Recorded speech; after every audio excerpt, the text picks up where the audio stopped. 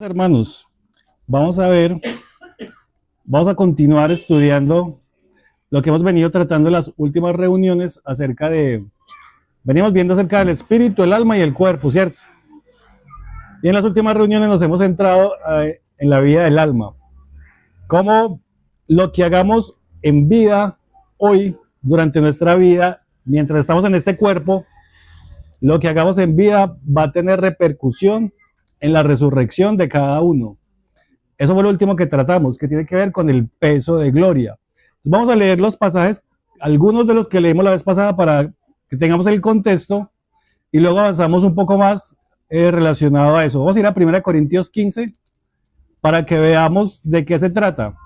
Porque si bien el Señor murió por todos nosotros, nuestros pecados han sido perdonados, todos vamos a resucitar, pero no todos vamos a resucitar de la misma manera. La manera en que cada uno va a resucitar es diferente. Vamos a leerlo en la Biblia porque ahí lo dice. Primera de Corintios. Capítulo 15. ¿Me escuchan ustedes ahí? ¿Sí? Alma, cuerpo y espíritu, es el estudio, ¿no? Sobre espíritu, alma y cuerpo, ¿sí se escucha ahí?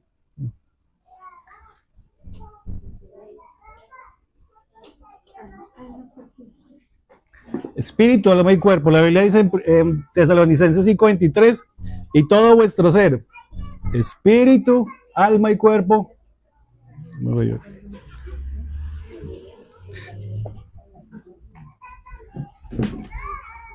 La Biblia dice que y todo vuestro ser, espíritu, alma y cuerpo sea santificado por completo. Mire el orden: espíritu, alma y cuerpo. Pero la sociedad moderna le da más importancia al cuerpo y uno lo hace al revés, ¿sí? Entonces vamos a ir a 1 Corintios 15, este pasaje lo leemos la vez pasada. Vamos a meditar en él y lo vamos a complementar con otros pasajes. Desde el 35. Capítulo 15, verso 35. Dice: pero dirá alguno, ¿cómo resucitan los muertos? ¿Con qué cuerpo vendrán? Y esa pregunta uno se la ha hecho. Porque no piensa, por ejemplo, si uno muere quemado, ¿cómo va a resucitar si el cuerpo ya se incineró? O si uno, por ejemplo, se lo come un animal, ¿cómo va a resucitar? Finalmente, todos los cuerpos de todos se deterioran, porque así uno haya muerto con su cuerpo enterito, pues al pasar de los años quedan polvo, ¿cierto? Polvo volvemos. O sea que finalmente el cuerpo material que tenemos actualmente no tiene nada que ver con la resurrección. Pero vamos a ver cómo sí vamos a resucitar. Dice ahí, ¿con qué cuerpo vendrán? Dicen el 36. Necio. Otras versiones dicen insensatos. Lo que tú siembras no se vivifica, sino muere antes. Y fíjense que en los pasajes que vamos a leer aparece el sembrar con el cosechar, y aparece que cuando uno siembra de una manera, y cuando uno cosecha, pues lo que recibes al final de la cosecha depende de cómo haya sido la siembra. Si yo siembro trigo, pues al final voy a tener trigo, ¿cierto? Pero también tengo que tener un buen terreno, abonarlo, que el clima me ayude, ¿cierto? Tener la paciencia, porque si uno espera, pues puede que muchas veces corte o coseche al tiempo incorrecto y no, la fruta está biche, o no está madura, ¿cierto? O viene una plaga y se la come. Entonces, vamos a ver, este pasaje está hablando de sembrar y cosechar, pero lo que va a hablar es con respecto, estamos sembrando nuestro cuerpo hoy, y lo que sembremos hoy lo vamos a cosechar cuando resucitemos. Fíjense y verá. Dice, necio, o sea, el insensato, lo que tú siembras no se vivifica, sino muere antes. Y lo que siembras no es el cuerpo que ha de salir. ¿Qué siembra uno? No siembra una semilla, sino el grano desnudo, ya sea trigo o de otro grano. ¿Sabes lo que uno está sembrando? Cuando uno siembra algo, yo no siembro una planta completa. Lo que yo siembro son las semillas, ¿cierto? O las raíces.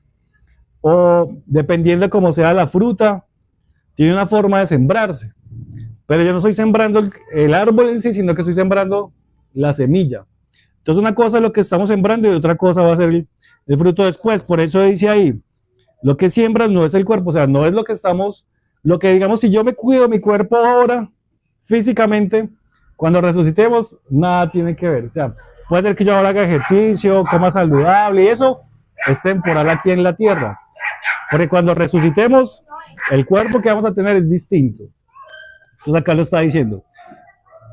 En el 37, y lo que siembras no es el cuerpo que ha de salir, sino el grano desnudo. Sembramos el grano desnudo, ya sea de trigo o de otro grano. En el 38, pero Dios le da el cuerpo como Él quiso. Entonces fíjense ese detalle. Sembramos un granito, pero el cuerpo que va a dar ese grano lo depende de lo que Dios dé a cada uno. En el 38, pero Dios le da el cuerpo como Él quiso. O sea, el Señor va a ser el que va a encargarse de dar el cuerpo. Y a cada semilla su propio cuerpo. Fíjense que cada semilla es diferente y a Dios a cada uno le va a dar su propio cuerpo. O sea que el cuerpo que va a tener cada uno de nosotros es diferente. El cuerpo que vamos a tener nosotros con respecto al cuerpo de los apóstoles va a ser diferente, ¿sí?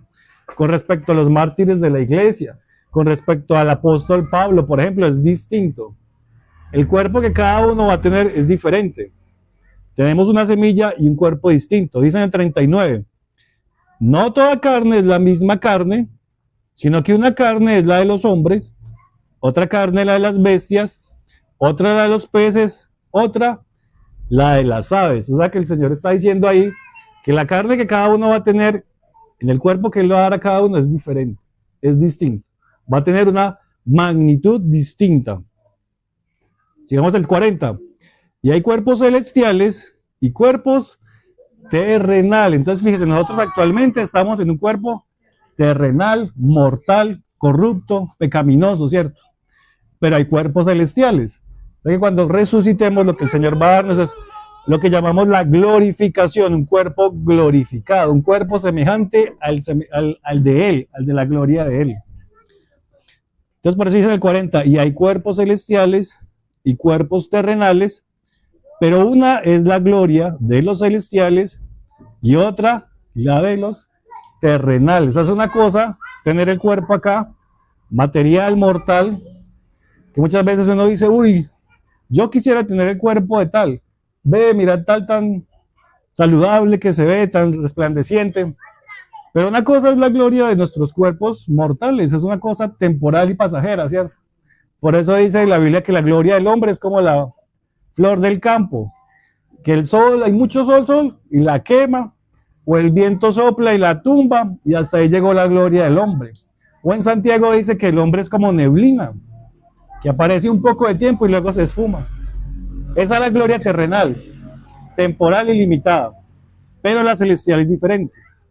Entonces dice en el 41, y miren cómo compara el 41, una es la gloria del sol, otra la gloria de la luna, y otra la gloria de las estrellas, pues una estrella es diferente de otra en gloria. Eso lo leemos la vez pasada, y fíjese ahí cómo la gloria de los terrenales sí, como es algo temporal, pero la gloria eterna, que es cuando resucitemos, tiene diferente magnitud. Por eso aquí está diciendo, una es la gloria del sol, una es la gloria de la luna, otra es la gloria de las estrellas. O sea, van a haber hermanos que al resucitar van a tener una gloria diferente por lo que ellos hicieron estando en vida. Por decir algo, los 12 apóstoles del Señor, que la Biblia los llama los apóstoles del Cordero. Esos 12 apóstoles van a tener una gloria diferente a la gloria que podemos tener nosotros, por ejemplo. Porque a nosotros nos ha tocado pasar por lo que ellos pasaron, ¿sí? O por ejemplo, la gloria que va a tener Abraham, el padre de la fe, va a ser diferente a la gloria que nosotros podamos tener. La gloria de cada uno depende de lo que hayamos hecho hoy, de nuestra vida actual. Por eso ahí compara que al resucitar, pues unos van a tener el resplandor como el sol, dice la Biblia que el Señor Jesús es el sol de justicia. Otros van a tener la gloria como la luna.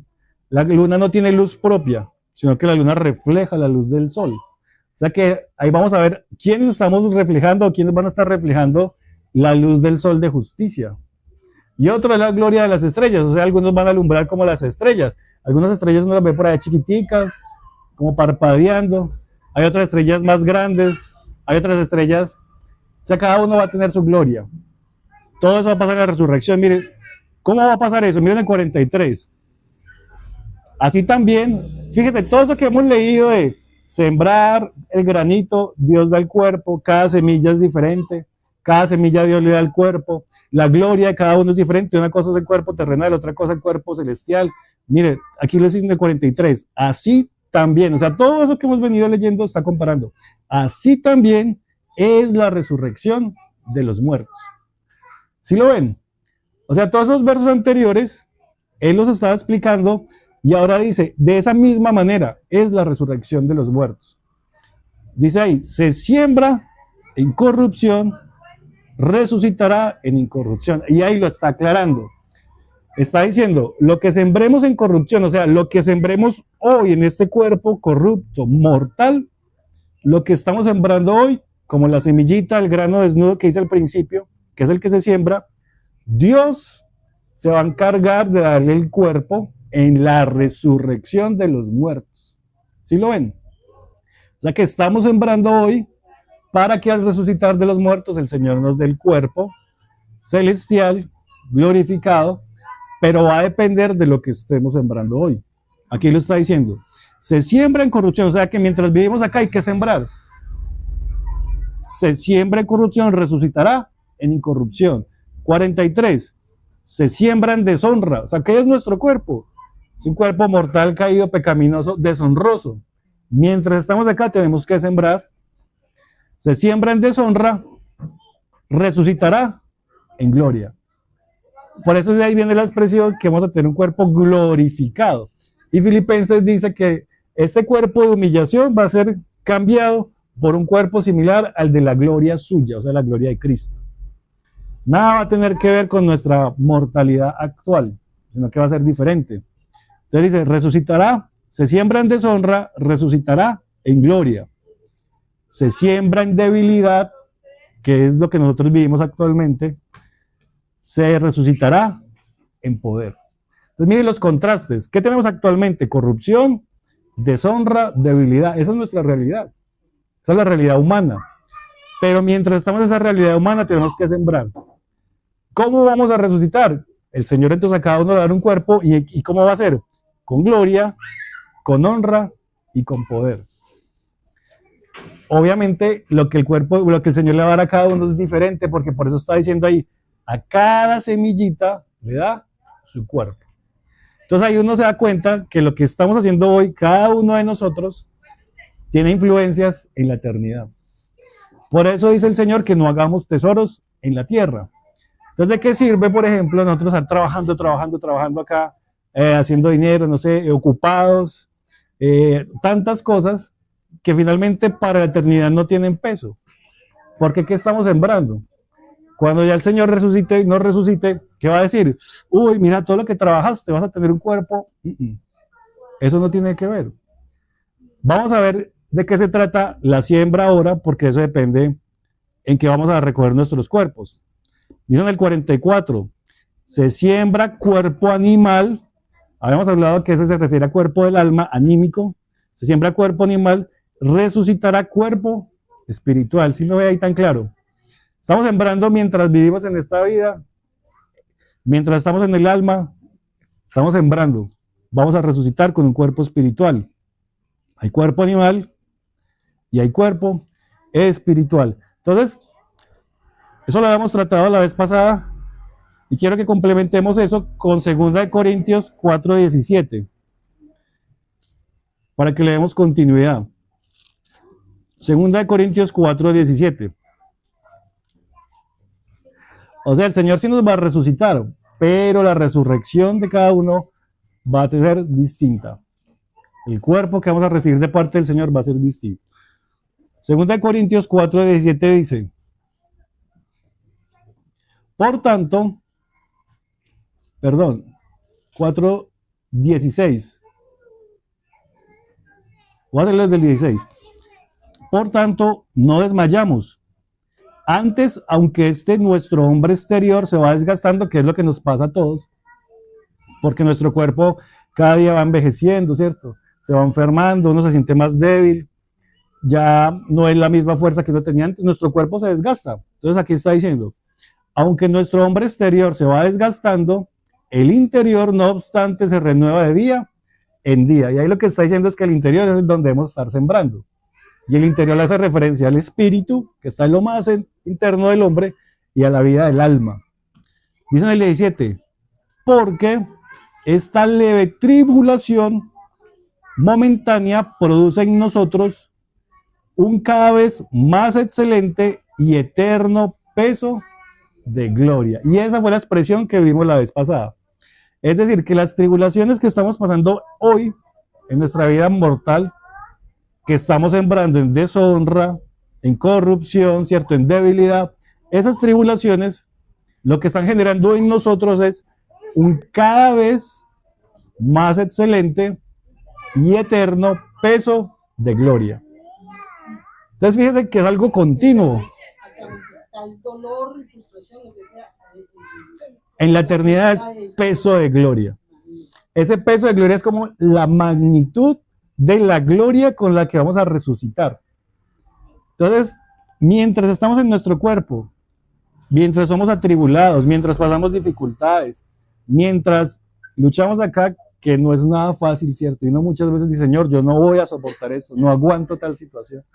Señor, ayúdame por esto y lo otro. Mientras estamos aquí en esta condición humana, sufriendo, aquí el Señor está diciendo, esas circunstancias nos están llevando a que tengamos cada vez más, o sea, es algo continuo, cada vez más excelente y eterno peso de gloria. O sea que mientras lo que estamos haciendo ahora acá, padeciendo en el Señor, porque una cosa es padecer por los errores que uno comete, ¿cierto? Otra cosa es padecer en el Señor. Eso lo que se está haciendo es sembrando para la eternidad, para que cuando resucitemos tengamos un más excelente peso de gloria. ¿Me hago entender? El Señor nos va a dar un cuerpo glorificado. La magnitud, el resplandor, como la calidad de esa gloria con que vamos a resucitar depende de lo que estemos viviendo hoy, ¿sí? Por eso dice ahí luego en el 18, no mirando nosotros las cosas que se ven, porque claro, lo que uno ve es, no, usted cómo le va de mal, usted es que es creyente, y vea su vida, mire cómo está su matrimonio, mire tal, lo otro. Por eso dice el Señor, no mirando lo que se ve, porque ¿qué es lo que se ve? Pues uno se ve deteriorado, ¿cierto? Se ve cansado, se ve lleno de dificultades, problemas con los hijos. El Señor dice, no mirando lo que se ve, sino las cosas que no se ven. ¿Por qué? Porque lo que no se ve es lo que el Señor nos está preparando allá. Es lo que estamos sembrando.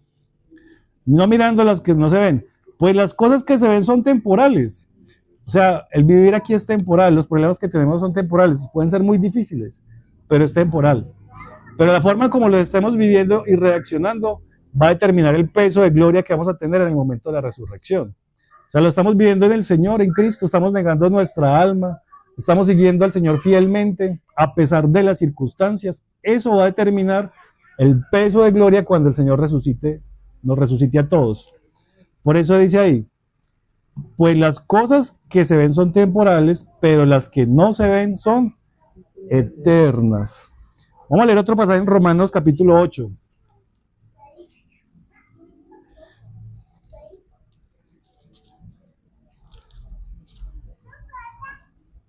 Ocho 17.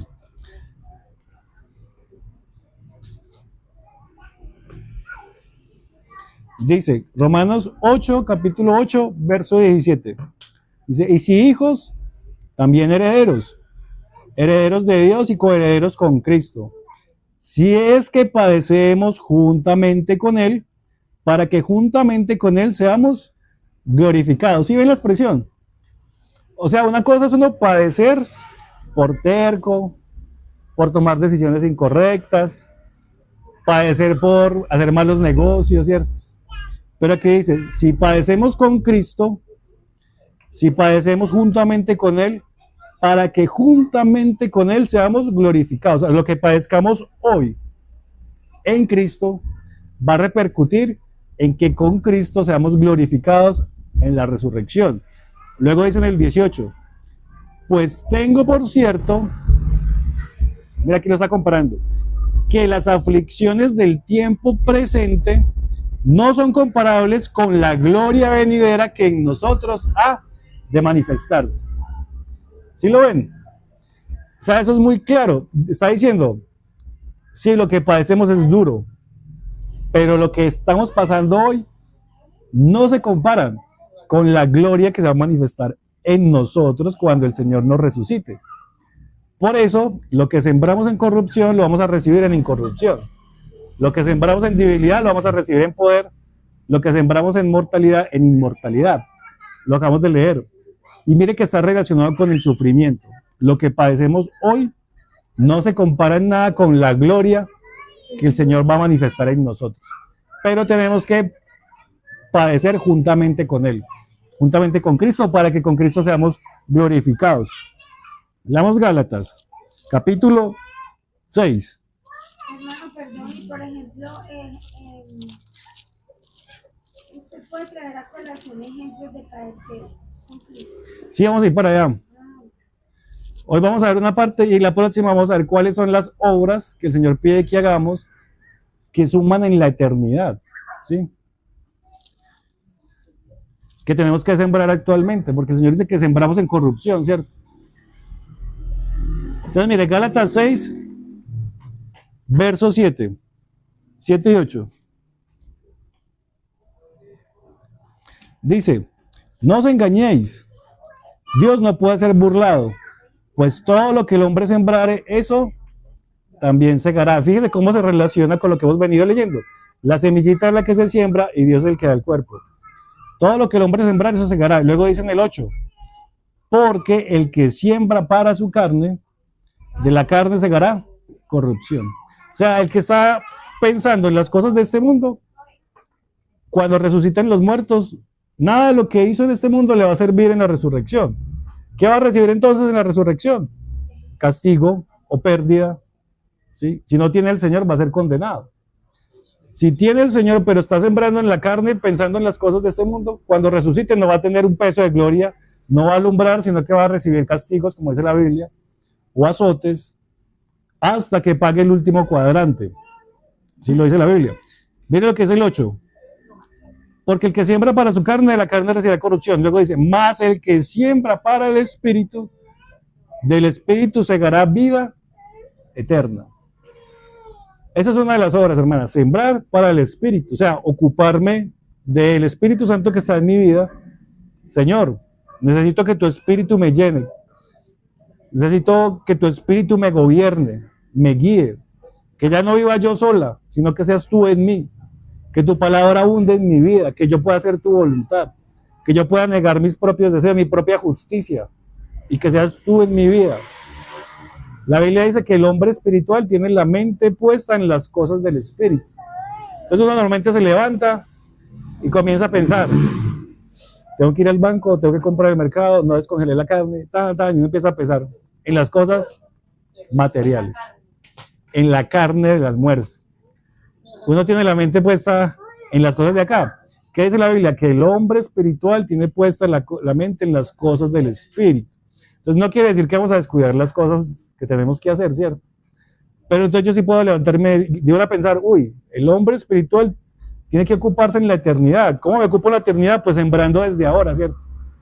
Señor, yo quiero aprenderme esta porción de tu palabra y me vas a esforzar a aprendérmela. Señor, lámpara es a mis pies tu palabra, lumbrera mi camino.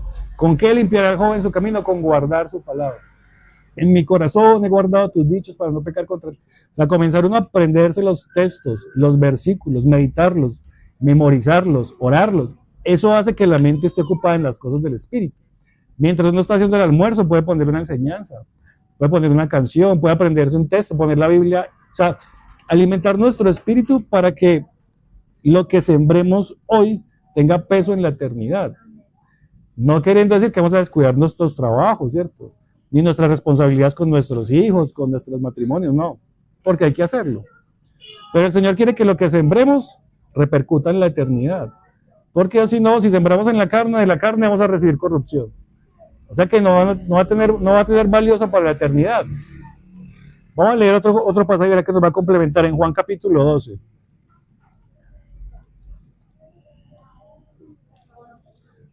Juan capítulo 12.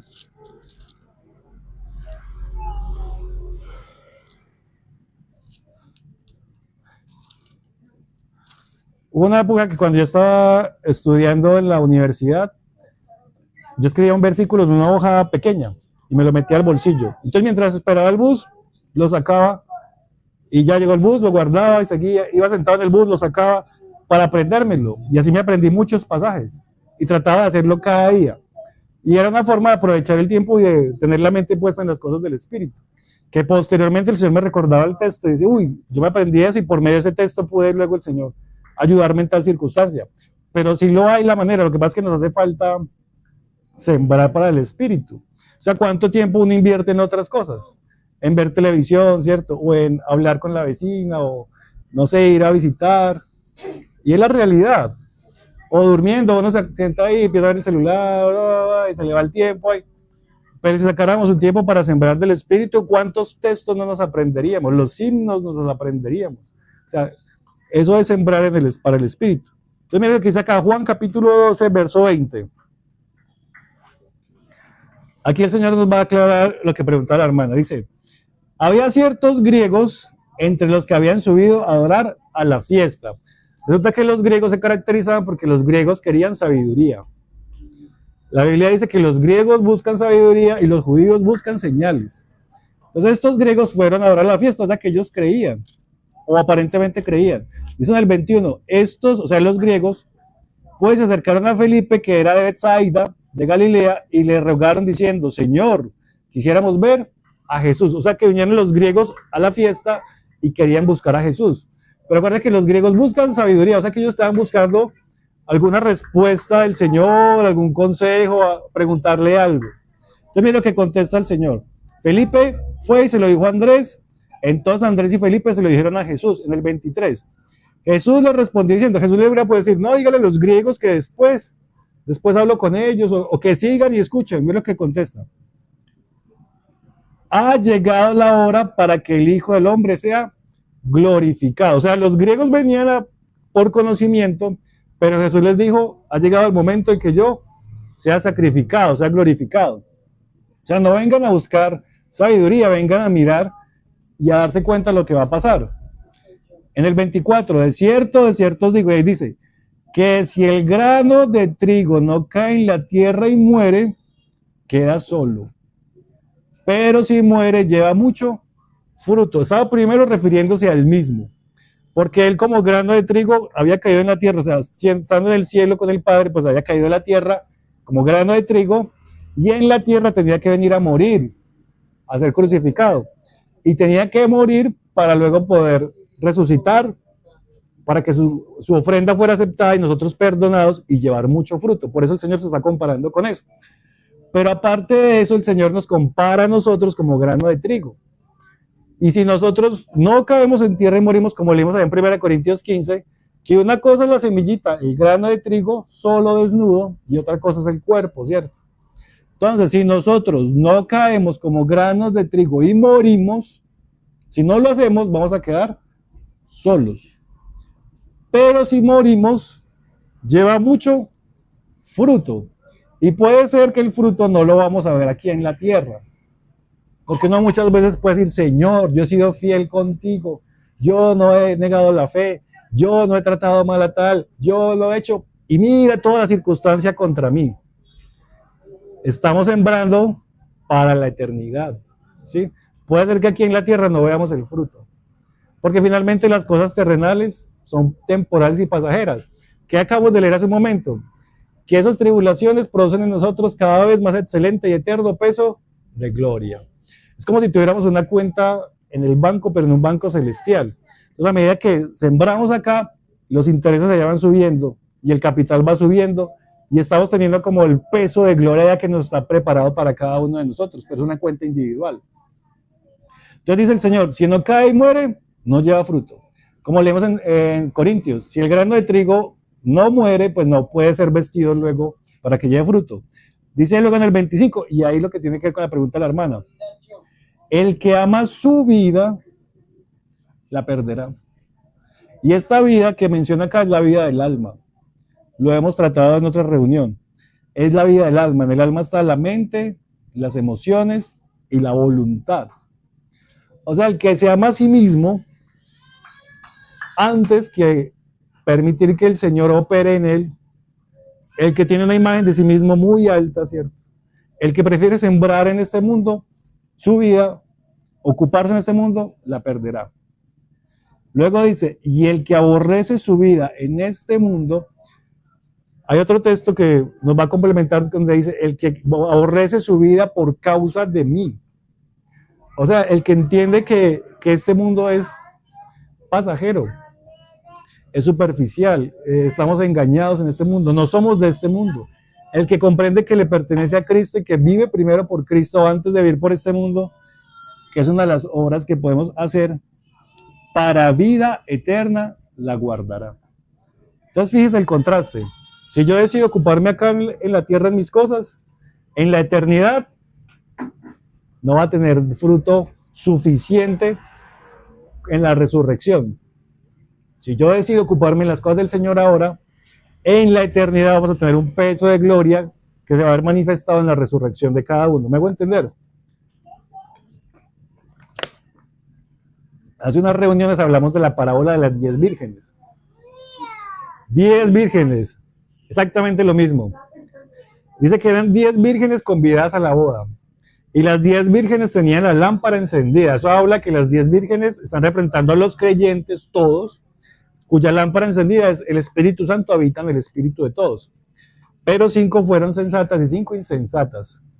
Las 5 sensatas tenían en una vasijita aceite adicional al aceite que tenían en la lámpara. Traían consigo más aceite. Pero las 5 insensatas solo tenían el aceite de la lámpara y no tenían aceite aparte. Durmieron porque el novio no llegaba, ¿cierto? Y eso nos está mostrando acerca de la muerte de los creyentes. Y ya cuando vino el novio, ellas despiertan, la resurrección de los creyentes. Y las 5 sensatas tenían sus lámparas alumbrando más el aceite de repuesto. O sea, lo que habían conseguido antes de dormir les sirvió para cuando despertaron, que es la resurrección. Pero las 5 insensatas dice que su lámpara se apagaba porque no tenían aceite suficiente. O sea que cuando despertaron, cuando resucitaron, la magnitud de la gloria de ellas era bajita, antes se apagaba, porque en vida no habían tenido reserva de aceite para cuando viniera el novio. ¿Me voy a entender? El esposo. Y luego ellas le dicen a las sensatas, venga, regálenos aceite. Y ellas, ¿qué le dicen? Vayan y compren donde lo venden. O sea, tienen que pagar el precio cada una para tener aceite en la vasija. Si no pagan el precio, no van a tener aceite, es individual. Y se hace mientras estamos en vida. Ya cuando hayamos muerto, ya. Por eso dice la Biblia que una vez morimos, reposamos de nuestros trabajos, porque sus obras siguen con ellos. Así dice la Biblia de los muertos. O sea, lo que hayamos hecho va a quedar ahí. Cuando resucitemos, eso lo que hicimos, lo que sembramos, va a ver, ¿tenemos aceite suficiente en la resurrección? ¿O no tenemos aceite suficiente? Nuestra lámpara va a estar apagándose, o sea, la magnitud con la que vamos a ser resucitados va a brillar o va a parpadear, o ni siquiera va a brillar, va a estar apagada y el Señor va a tener que castigarnos, porque no lo hicimos mientras estábamos acá. Y es lo que el Señor está diciendo acá, el que ama su vida, la perderá, el que la aborrece su vida en este mundo, para vida eterna, la guardará. Y luego dice en el 26, si alguno me sirve, sígame, y donde yo estuviere, allí también estará mi servidor. Si alguno me sirviere, mi Padre le honrará. ¿Sí ven? O sea, el que va a dar la recompensa es el Padre. Por eso decía en Corintios, Dios da el cuerpo a cada uno. La semillita cada uno la tiene, pero Dios se va a encargar. O sea, que lo que tenemos que seguir es seguir al Señor, negar nuestra vida del alma. ¿Qué es nuestra vida del alma? Uno quiere hacer justicia propia muchas veces. Nuestro yo. Uno quiere hacer las cosas de manera como uno le parece y no como dice la Escritura, ¿sí? Uno quiere cantarle la tabla a cuantas personas, pero que dice la Biblia, no paguéis mal por mal, ¿sí? La Biblia dice, hagamos morir de nosotros toda envidia, toda codicia, toda malicia, toda murmuración, todo chisme. Eso lo vamos a ver en la próxima, esas obras. Pero eso hace parte de nuestra alma que tiene que ser, negarse y crucificar. Y eso lo que va a hacer es seguir al Señor, va a tener repercusión en la eternidad. Porque imagínense, cuando el Señor ya no resucite, lo que va a hacer el Señor es delegar autoridad a sus siervos. Unos van a gobernar, ¿cierto? Ciudades, pueblos, barrios, no sé, diferentes jerarquías. El Señor, ¿cómo le va a delegar autoridad a una persona que no fue fiel a Él mientras estaba en vida? Si no hemos sido fieles, es como uno. Si una persona que uno le da cierta confianza y no sé, uno le dice, administrame este local y no guarda las facturas, se gasta la plata, compran proveedores costosos, se pierde las cuentas, uno que dice, no, esto no fue fiel, yo no lo vuelvo a contratar, ¿cierto? ¿Cómo el Señor nos va a delegar autoridad después si no fuimos fieles ahora? Entonces, la fidelidad de ahora y la obediencia al Señor de hoy va a repercutir en la eternidad. Sí, vamos a leer otro texto para complementar este. Miren lo que dice Mateo 16. Si a uno el hijo uno le da una confianza, salga, pero llegue a las 8. Y llega a las 8:30. No lo vuelvo a dejar salir. Perdió, ¿cierto? Lo mismo pasa con el Señor. Si no somos fieles, ahora el Señor nos va a poder delegar después autoridad. Va a tener que corregirnos. Porque mientras estamos acá, ¿se acuerda cuando leímos la parábola de las 10 vírgenes que decía, tardándose el esposo, ellas durmieron? Y veíamos que el Señor no es que no venga, sino que retarda su promesa para que muchos procedan al arrepentimiento. O sea, el hecho de que el Señor se esté demorando nos está dando la oportunidad a nosotros de que hoy en vida estemos sembrando para la eternidad. ¿Sí? Por eso el Señor también está retrasando su venida. Mateo capítulo 16. Verso 21.